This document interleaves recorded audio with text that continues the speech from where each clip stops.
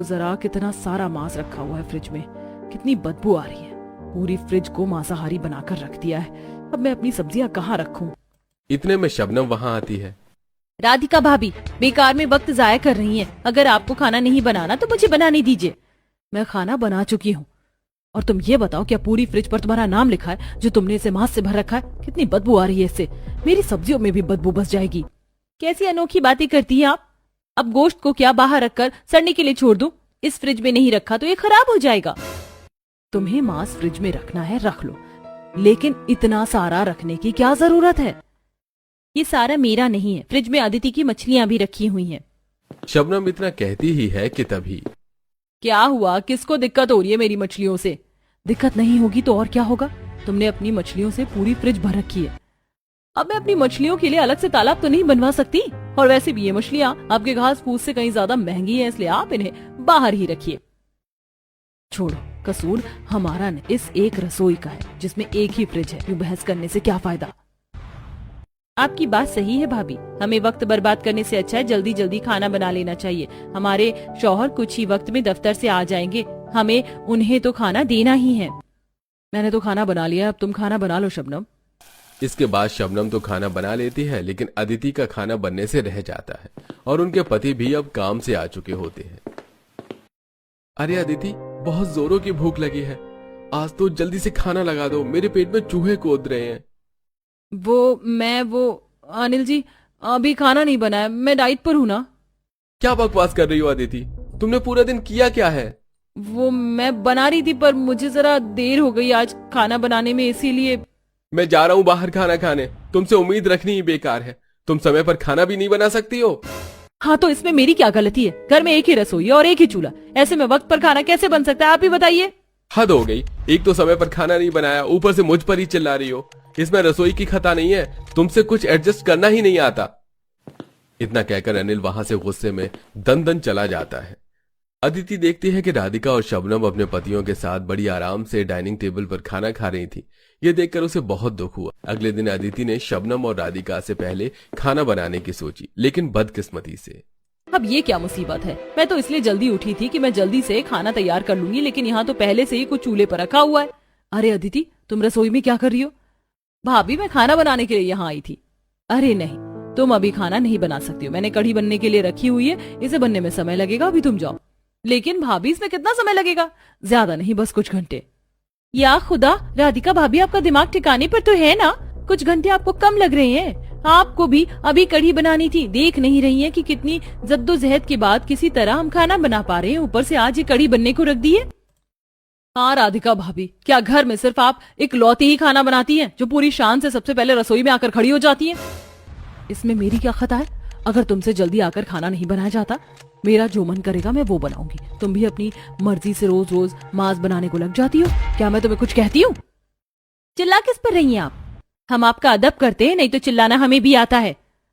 अब आप दोनों अपनी लड़ाई में समय बर्बाद मत करिए, वरना हम में से कोई भी आज खाना नहीं बना पाएगा। तीनों बहुओं में झगड़ा हो रहा था और इस बीच उनका ध्यान चूल्हे पर रखी कढ़ी पर से हट गया और सारी कढ़ी खोलकर भगोने से गिरने लगी। अरे नहीं, मेरी कढ़ी! चिल्लाने की आवाज से शंकर, महिमा रसोई में पहुंचते हैं। अरे अब क्या हो गया? हे भगवान, ये क्या कर दिया? सत्यानाश, सारी रसोई में कढ़ी फैला दी। तुम तीनों का ध्यान किधर था? कढ़ी बना रही हो या कढ़ी से होली खेल रही हो? सारी रसोई पीली कर दी। तीनों बहुएं बिल्कुल चुप खड़ी थी, उनकी समझ में नहीं आ रहा था कि अब वो क्या करें। अब बुत बनी क्यों खड़ी हो? अब इसे साफ करने के लिए अलग से नौकरों को बुलाना पड़ेगा। नहीं माँ जी। तो फिर जल्दी से इसे साफ करो ना। तीनों बहुएं रसोई साफ करने में लग जाती हैं। इतने में उनके घर पड़ोस से दो औरतें आती हैं। अरे महिमा कहाँ हो? अरे आइए बैठिए। अरे महिमा, तुम्हारे घर से इतनी अच्छी कढ़ी खुशबू आ रही थी कि हम खुद को रोक नहीं पाए। महिमा, तुम्हारे तो पूरे घर कढ़ी की खुशबू से महक रहा है और ये खुशबू हमें यहाँ तक खींच लाई। पूरा घर खुशबू से महक रहा है और पूरी रसोई कढ़ी से सनी पड़ी है। कुछ कहा तुमने महिमा? अरे नहीं नहीं, अरे हाँ, वो अभी मेरी बहुएं कढ़ी साफ कर रही हैं, मेरा मतलब बना रही हैं। थोड़ा वक्त लगेगा क्योंकि वो खास कढ़ी बना रही है ना। जब बन जाएगी तो मैं आपके यहाँ भिजवा दूंगी।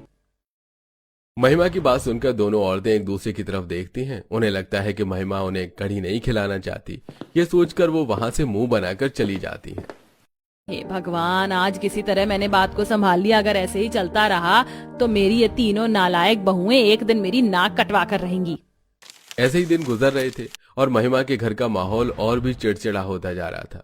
तीनों बहुएं समय पर खाना नहीं बना पा रही थी, जिसकी वजह से एक दिन, ये क्या रोज रोज का नाटक लगा रखा है, घर में खाना बनेगा भी या नहीं? राधिका, तुम सारे काम तो बहुत अच्छे से कर लेती हो, फिर खाना क्यों नहीं बनाती हो? रोज रोज होटल से खाना खा खाकर हम थक चुके हैं। क्या तुम्हें जरा भी शर्म नहीं आती है? तुम घर की बड़ी बहू हो, थोड़ी तो जिम्मेदारी लो अपने ऊपर। चिल्लाइए मत आपको अंदाजा भी है कि एक रसोई में 3 परिवारों का खाना बनना कितना मुश्किल है। हम इतनी परेशानी उठाकर एक ही रसोई में खाना बनाने की कोशिश करते हैं, लेकिन नतीजा ये निकलता है कि किसी का भी खाना बन नहीं पाता है। इतनी तकलीफ उठाने के बाद हम इस नतीजे पर पहुंचे हैं कि अब हम खाना नहीं बनाएंगे। हमारी आपसे गुजारिश है कि हमें अलग अलग बावर्ची खाने का इंतजाम करके दें, क्योंकि इसमें गुजारा नहीं है। यह अचानक से ही क्यों तुम्हें रसोई से दिक्कत होने लगी? पहले तो तुम तीनों आराम से खाना बना लेती थी। नहीं रवि जी, इस एक बावर्ची खाने में कभी भी हमें सुकून से खाना बनाना नसीब नहीं हुआ है। हमारी बात को समझिए। बस तुम तीनों के इस नाटक की वजह से मैंने तुमसे एक एक करके खाना बनाने को कहा था, लेकिन तुम्हें वो भी मंजूर नहीं। जब तीनों एक साथ खाना बनाने के लिए रसोई में जाओगी तो गड़बड़ ही होगी ना। क्या कह रही हैं माँ जी? हम 3 तिगाड़ा काम बिगाड़ा है क्या? ऐसे एक एक करके खाना बनाने में हमें बहुत समय लग जाता है, और अगर एक साथ बनाए तो सारा काम बिगड़ जाता है। तुम काम बिगाड़ने के सिवा और करती ही क्या हो? और कब तक तुम खाना नहीं बनाओगी? चाहे जो भी हो, तुम्हें इसी रसोई में काम करना होगा। इतना कहकर महिमा और रवि वहां से चले जाते हैं। तीनों बहुएं बेबस होकर बस चुप खड़ी रह जाती हैं। तीनों बहुओं ने ठान ली थी कि वो अब खाना नहीं बनाएंगी, और इसी वजह से उनके घर में चूल्हा जले हुए अब 1 सप्ताह होने को आया था। माँ जी तो जिद पर अड़ गई हैं। 5 दिन हो चुके हैं खाना बनाए हुए, लेकिन माँ जी पर कोई फर्क नहीं। लगता हमें हार माननी पड़ेगी। मैं अब और बाहर का खाना नहीं खा सकती हूँ। मैं तो जा रही हूँ अपने लिए खाना बनाने। जैसे ही अदिति खाना बनाने के लिए रसोई में जाती है, पीछे से कोई उसकी पाँव पकड़ लेता है। अदिति, तुम यहाँ रसोई में क्या कर रही हो? कहीं तुम खाना तो नहीं बनाने वाली थी? आपको क्या लगता है कब तक हम खाना नहीं बनाएंगे? माँ जी पर इसका कोई असर नहीं पड़ रहा, इसलिए सबको करने से कोई फायदे नहीं है। तुम्हारा दिमाग खराब हो गया है क्या? यूँ हमारी सारी मेहनत पर पानी फेर रही हो। अगर आपको खाना नहीं बनाना तो मत बनाइए, मुझे क्यों रोक रही है? अरे क्या तुम दोनों मेरे पीछे खाना बनाने की सोच रही हो? तुम दोनों पागल हो गई हो क्या? सारे किए धरे पर पानी फेर रही हो। नहीं नहीं भाभी, आप गलत समझ रही हैं। ये तो अदिति चुपके से खाना बनाने के लिए बावर्ची खाने में आई थी और मैंने पीछे से पकड़ लिया। नहीं, मैं चुपके से यहाँ नहीं आई थी। और आपको मुझसे क्या मतलब है? मुझे खाना बनाना है तो बनाने दीजिए, आप जाइए यहाँ से।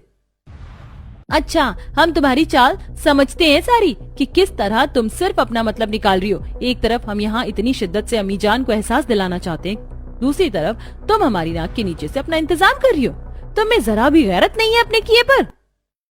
लड़ने से कोई फायदा नहीं है। माँ जी पर इतने सबके बाद भी असर नहीं हुआ तो अब क्या ही होगा? हमें उम्मीद छोड़ देनी चाहिए। राधिका की बात सुनकर शबनम और अदिति भी दुखी हो जाती हैं, और उन्होंने भी अब हार मान ली थी। अब उनके पास उस एक रसोई में काम करने के सिवा और कोई चारा नहीं बचा था। वो तीनों बड़ी संभल कर रसोई में काम करती, लेकिन उन्हें बड़ी ही मुश्किलों का सामना करना पड़ रहा था। जल्दबाजी में उनका खाना भी अच्छा नहीं बन रहा था। फिर एक दिन, तुम तीनों अब इतनी अच्छी तरह काम कर रही हो, पहले से ही ऐसा कर लेती तो क्या हर्ज था? बेवजह ही तुमने इतना सारा बखेड़ा बनाया। अब जब तुम इतने अच्छे से रसोई में काम कर रही हो तो मैंने तुम तीनों के मायके वालों को खाने पर बुलाया है। क्या? ये क्या कह रही हैं आप माँ जी? क्यों, कुछ गलत कह रही हूँ? ये तो तुम्हारे लिए खुशी की बात है कि तुम्हारे परिवार वाले तुमसे मिलने आ रहे हैं। लेकिन माँ जी, हम बड़ी मुश्किल से अपने घर के लिए खाना बना पा रहे हैं। ऐसे में हम एक रसोई में इतने सारे लोगों के लिए खाना कैसे तैयार करेंगे? तुम्हें सिर्फ खाना ही बनाना है, हल नहीं चलाने को बोला है मैंने। जैसे भी हो कर लेना, मुझे पता है तुम कर लोगी।